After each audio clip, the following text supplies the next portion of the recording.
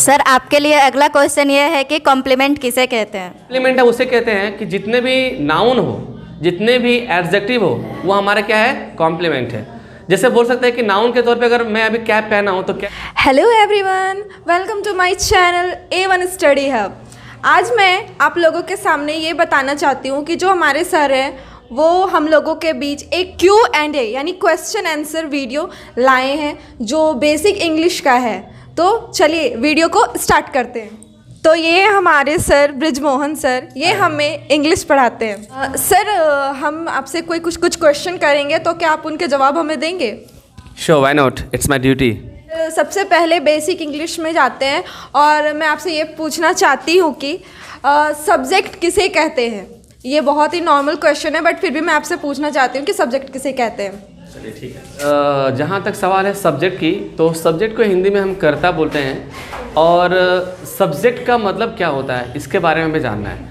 बता दूं कि सब्जेक्ट वो होता है जो किसी भी सेंटेंस में मेन हो, जिसकी मेन भूमिका हो, जिसकी मेन रोल हो। जैसे हम बोल सकते हैं कि जिसके बारे में बात किया जाए या फिर जो किसी काम को करे या जो किसी काम को अंजाम दे, उसे हम लोग बोलते हैं सब्जेक्ट। जैसे अगर मैं बोलूँ कि मैं आम खाता हूँ तो यहाँ पे क्या हो रहा है? काम, आम खाने का काम हो रहा है। तो आम खाने का काम कौन कर रहा है? मैं। तो मैं यहाँ पे सेलेक्ट हो गया।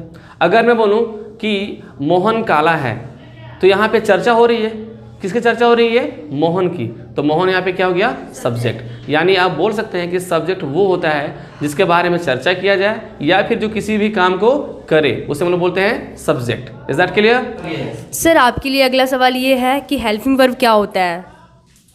बहुत अच्छा सवाल कि हेल्पिंग वर्ब क्या होता है। देखिए, हेल्पिंग वर्ब को हम लोग एक्सिलरी वर्ब भी बोलते हैं, जिसको हिंदी बोलते हैं सहायक क्रिया। नाम से ही पता चलता है कि हेल्पिंग वर्ब क्या होता है।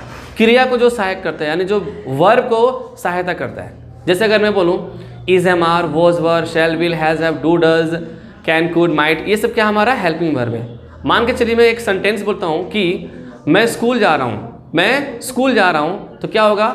आई एम गोइंग टू स्कूल। तो यहाँ पे एम हमारा हो गया हेल्पिंग वर्ब। अगर मैं बोलूँ कि मैं पढ़ा रहा हूँ तो इसका होगा आई एम टीचिंग। तो यहाँ पे एम हमारा क्या हो गया?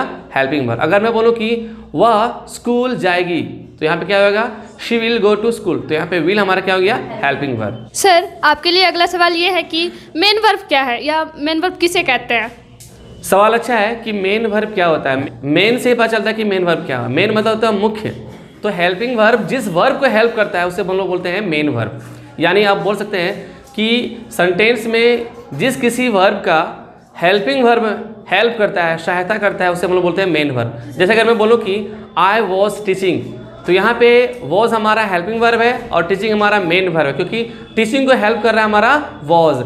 लेकिन कभी कभार ऐसा भी होता है कि हेल्पिंग वर्ब के बाद कोई वर्ब आता ही नहीं है। जैसे अगर मैं बोलूँ कि I am mad, I am mad, तो यहाँ पे एम के बाद कोई वर्ब नहीं है, तो यहाँ पे एम ही हमारा मेन वर्ब हो गया। यानी ये बोल सकते हैं कि हेल्पिंग वर्ब के बाद जो वर्ब आता है हमारा मेन वर्ब आता है, लेकिन अगर हेल्पिंग वर्ब के बाद अगर कोई वर्ब ना हो तो हमारा हेल्पिंग वर्ब भी मेन हो जाता है। Is that clear? Next. Sir आपके लिए अगला क्वेश्चन ये है कि कॉम्प्लीमेंट किसे कहते हैं? कॉम्प्लीमेंट है उसे कहते हैं कि जितने भी नाउन हो, जितने भी एडजेक्टिव हो, वो हमारा क्या है? कॉम्प्लीमेंट है। जैसे बोल सकते हैं कि नाउन के तौर पे अगर मैं अभी कैप पहना हूँ तो कैप हमारा नाउन है ना, तो ये हमारा क्या है? कॉम्प्लीमेंट है। लेकिन अगर एडजेक्टिव की बात करूँ तो कैप हमारा कैसा है? रेड है, लाल है, तो लाल हमारा एडजेक्टिव है, तो हमारा रेड हमारा हो गया कॉम्प्लीमेंट। जैसे बोल सकते हैं कि टॉल, ब्यूटीफुल, ये सब हमारे क्या है? एडजेक्टिव है, तो हमारा कॉम्प्लीमेंट है।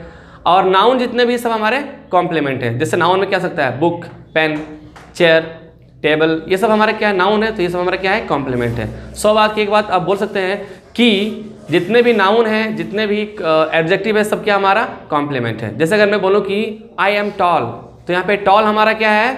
कॉम्प्लीमेंट है। अगर मैं बोलूँ कि दिस इज़ अ पेन, तो यहाँ पेन हमारा क्या है? कॉम्प्लीमेंट है। दैट इज़ अ चेयर, तो चेयर हमारा क्या है? कॉम्प्लीमेंट, क्योंकि चेयर हमारा नाउन है। That's it. नेक्स्ट। सर आपका अगला सवाल है कि ऑब्जेक्ट क्या है? बहुत ही अच्छा सवाल है कि ऑब्जेक्ट क्या होता है, क्योंकि देखिए हम लोग जब सेंटेंस बनाते हैं ना तो ऑब्जेक्ट हमें मिलता है। देखिए ऑब्जेक्ट हम उसे कहेंगे जब कभी सेंटेंस में सब्जेक्ट जो कुछ भी काम करता हो और उसका इफेक्ट जिस पे पड़ता है, उसका प्रभाव जिस पे पड़ता है, उसे हम लोग बोलते हैं ऑब्जेक्ट। अगर मैं बोलूँ कि मैं तुम्हें पीट रहा हूँ, तो मैं यहाँ पे क्या हो गया? सब्जेक्ट। काम क्या कर रहा हूँ? पीटने का। किसे पीट रहा हूँ? तुम्हें। तो तुम्हें अगर पीटूंगा तो तुम्हारे पे कुछ तो इफेक्ट पड़ेगा ना, प्रभाव पड़ेगा ना, तो यहाँ पे तुम्हें हो गया हमारा ऑब्जेक्ट। या फिर आप बोल सकते हैं, शॉर्ट ट्रिक है कि अगर आप व्हाट या हुम से सवाल करेंगे ना तो जो भी जवाब आएगा वो हमारा होता है ऑब्जेक्ट। जैसे अगर मैं बोलूँ कि मैं तुम्हें पीट रहा हूँ, तो हुम से सवाल कीजिए, किसको पीट रहा हूँ? तुम्हें। तो तुम्हें हमारा क्या हो गया? ऑब्जेक्ट। अगर मैं बोलूँ कि मैं दिल्ली जा रहा हूँ, तो यहाँ पर सवाल कीजिए हुम से या व्हाट से। तो किसको जा रहा हूँ? आंसर मिल रहा है? नहीं। क्या जा रहा हूँ? आंसर मिल रहा है? ध्यान दीजिए, यहाँ पे दिल्ली हमारा ऑब्जेक्ट नहीं है। अगर मैं बोलूँ कि पंखा घूम रहा है, किसको घूम रहा है? तो नहीं समझ में आ रहा है, तो क्या घूम रहा है? पंखा। तो पंखा हमारा हो गया ऑब्जेक्ट। यानी ये बोल सकते हैं कि सब्जेक्ट जो कुछ भी करता है उसका प्रभाव जिसके ऊपर पड़ता है वो होता है हमारा ऑब्जेक्ट। That's it. सर आपका नेक्स्ट क्वेश्चन यह है कि बेसिक इंग्लिश में इज का प्रयोग कहाँ कहाँ होता है, एम का प्रयोग कहाँ कहाँ होता है और आर का प्रयोग कहाँ कहाँ होता है?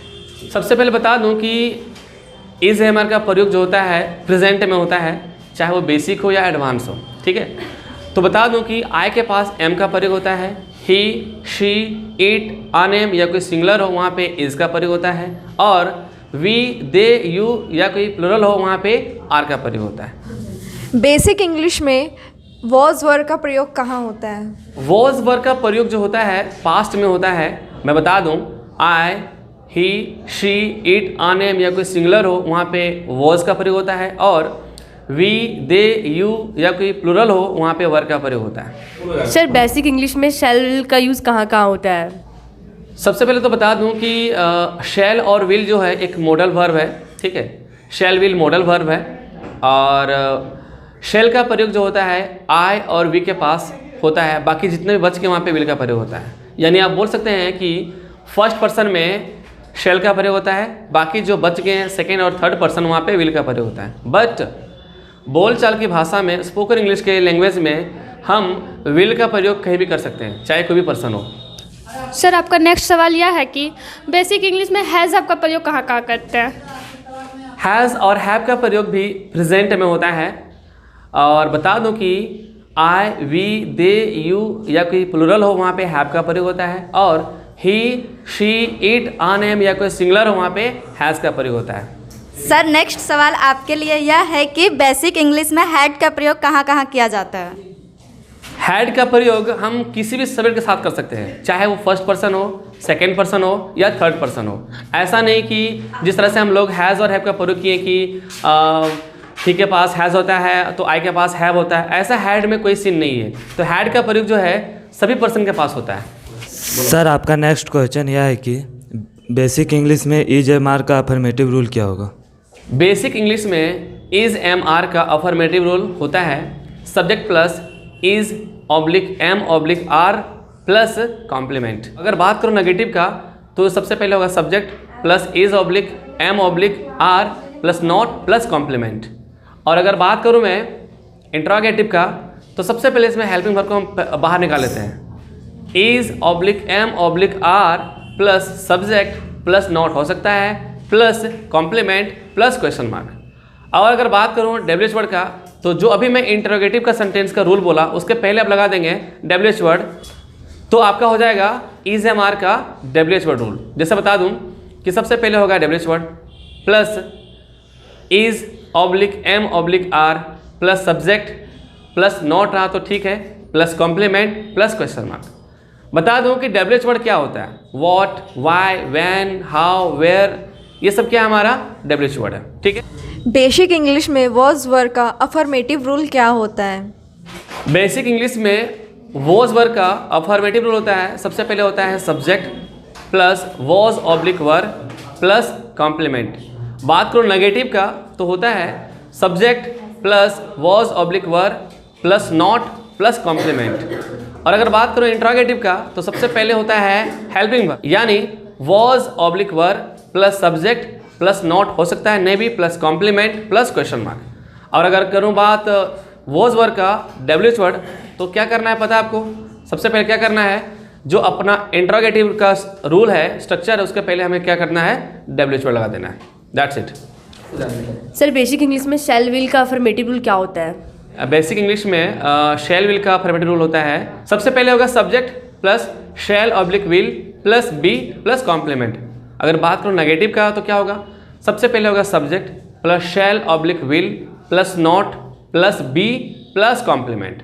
और अगर बात करो इंट्रोगेटिव का तो सबसे पहले होगा हेल्पिंग वर्ब बाहर निकालेंगे हम, क्या होगा shall oblique will plus subject plus not रहा तो ठीक है, plus be plus complement plus question mark. और अगर शैल विल का बात करूँ डब्ल्यूएच वर्ड का तो क्या होगा, हमारा जो इंट्रोगेटिव का रूल है उसके पहले लगा देना हमें डब्ल्यूएच वर्ड। सर अगर जब पास में कुछ हो तो उसका हैज़ या हैव का अफर्मेटिव रूल क्या होगा? गाइस अगर पास में कुछ हो ना, पास में कुछ हो या पास में कुछ रखना, जैसे मेरे पास कुर्सी है, मेरे पास टेबल है, मेरे पास बुक है, तो पास में कुछ हो तो वहाँ पे हैज़ हैव का अफर्मेटिव रूल क्या होता है। देखिए सबसे पहले होगा सब्जेक्ट प्लस होगा has oblique have plus noun या थिंग्स। और अगर बात करो नेगेटिव का तो सबसे पहले होगा subject plus do oblique does plus not plus have plus noun या थिंग्स, ठीक है। और अगर बात करूँ इंट्रोगेटिव का तो सबसे पहले होगा do oblique does plus subject plus not हो सकता नहीं भी प्लस हैव प्लस नाउन या थिंग्स प्लस क्वेश्चन मार्क, ठीक है। और बात करूँ डब्ल्यूएच वर्ड का तो इंट्रोगेटिव रूल जो भी बताया हूँ उसके पहले आप लगा देना आपको डब्ल्यूएच वर्ड। सर नेक्स्ट सवाल आपके लिए यह है कि जब पास में कुछ हो तो पास्ट में हैड का अफर्मेटिव रूल क्या होता है? इनका सवाल है कि पास में कुछ हो यानी पास्ट में, जैसे इसके पहले बताया कि मेरे पास चेयर है, कुर्सी है, तो ये तो हमारे प्रेजेंट में हो गया पास में का कुछ होना। लेकिन अगर मैं बोलूँ कि मेरे पास कुर्सी थी, मेरे पास चेयर थी, या मेरे पास वो था, मेरे पास ये था, तो पास में कुछ होना पास्ट में, तो उसका हैड का प्रयोग हैड का रूल क्या होगा? तो इसका वेरी सिंपल है। सबसे पहले इसका अफर्मेटिव बताता हूँ। सबसे पहले इसका हो जाएगा subject plus had plus noun या थिंग्स। जैसे अगर मैं बोलूँ कि मेरे पास कुर्सी थी तो I had a chair, clear है। नेगेटिव का बात करूँ तो सबसे पहले हो जाएगा subject plus did plus not plus have plus noun या थिंग्स। और अगर बात करूँ इंट्रोगेटिव का तो सबसे पहले हो जाएगा हमारा did plus subject plus not हो सकता नहीं भी प्लस हैव प्लस नाउन या थिंग्स प्लस क्वेश्चन मार्क। और जहाँ तक सवाल है डब्ल्यूएच वर्ड का तो मैं बता दूं कि इंट्रोगेटिव का जो रूल है उसके पहले आपको पुट करना है डब्ल्यूएच वर्ड, दैट्स इट।